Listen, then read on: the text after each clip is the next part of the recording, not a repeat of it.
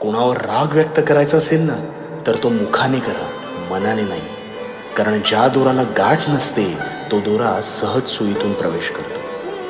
सत्य ही एक अशी श्रीमंती आहे की जी एकदाच खर्च करून त्याचा आयुष्यभर आनंद उपभोगता येतो.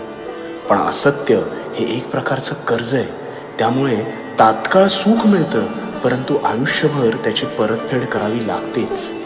तुमची खरीखुरी श्रद्धा योग्य ठिकाणी असेल तर पाषाणालाही देवत्व येतं.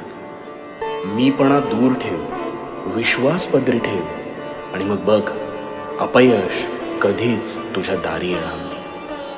आणि जी झुंज तू खेळतो आहेस मनाशी, त्यात तुला मार्ग दाखवत राहणार मी.